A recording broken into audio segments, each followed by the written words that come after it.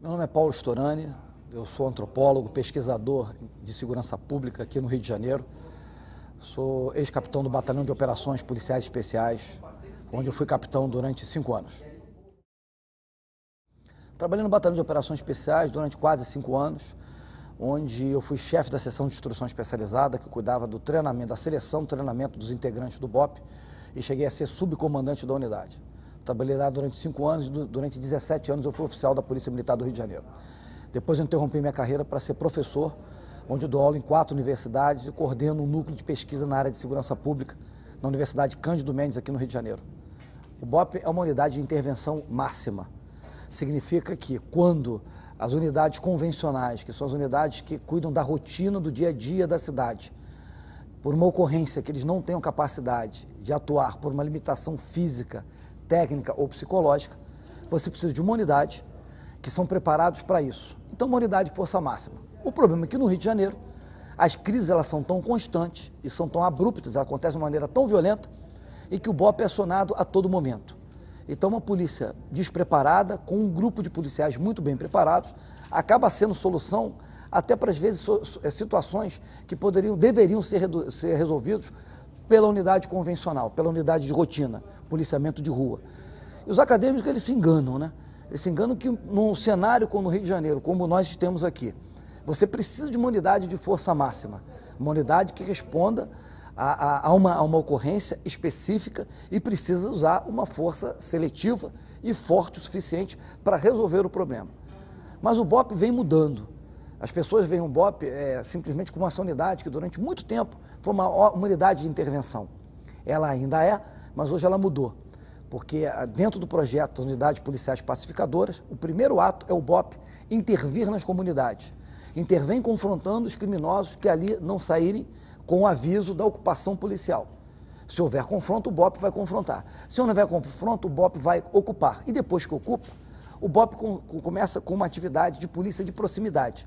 Ela busca diálogo com as lideranças comunitárias, começa a se aproximar da população, dessas lideranças, reúne-se com elas, expõe do que se trata o projeto, pacifica de uma maneira geral e prepara o ambiente para a chegada da tropa especializada em ocupação com essa polícia de proximidade. Mas a primeira tropa que faz isso é o Batalhão de Operações Especiais.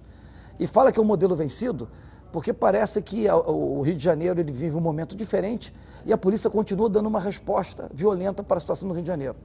A resposta continua violenta porque a situação continua ainda violenta, porque usam polícia como meio de curto prazo. Polícia é ação de curto prazo. O problema é que no Rio de Janeiro e no Brasil, as ações rotineiramente são de curto prazo. As ações de médio e longo prazo requerem diagnóstico, requerem planejamento, e isso é uma coisa que não se faz no Brasil. Na verdade, o Batalhão de Operações Especiais ele só mudou por conta de um fenômeno que aconteceu.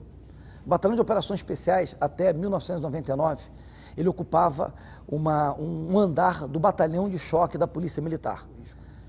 Aconteceu uma decisão que era uma demanda do batalhão de ter uma unidade própria, um quartel próprio.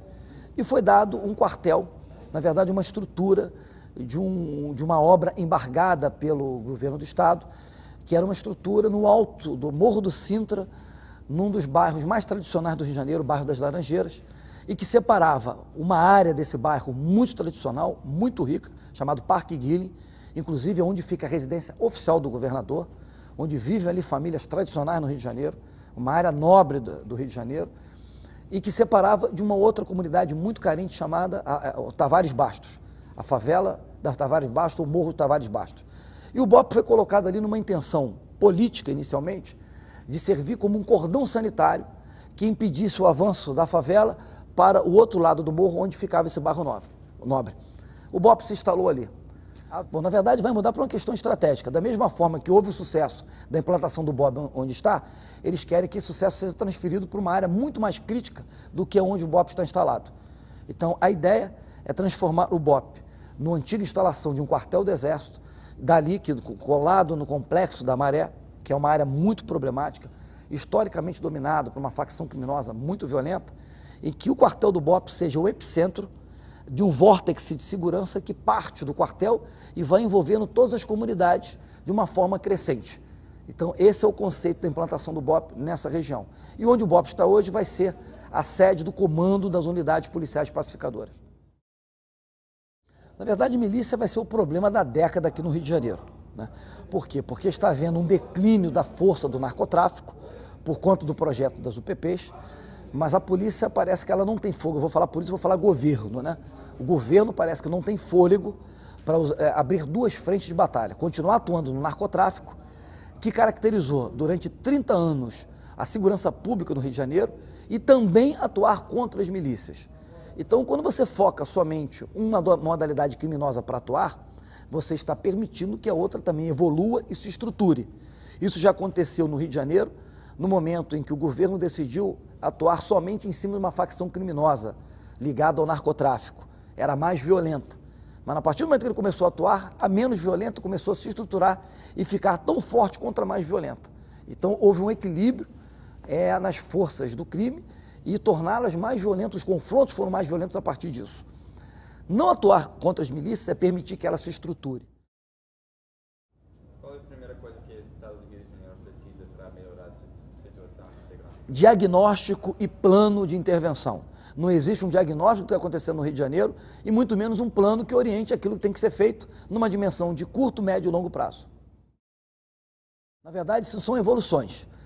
Quando se pensou em polícia em comunidade, a primeira vez que pensou em destacamento de policiamento ostensivo, DPOs, que era a colocação de polícias dentro da comunidade, teoricamente para atender a população e intervir no narcotráfico. Como os policiais eram simplesmente colocados dentro de instalações físicas com o nome de DPO e achando que aquilo era o suficiente para impedir o crime, o que houve foi uma simbiose entre o policial e o criminoso local.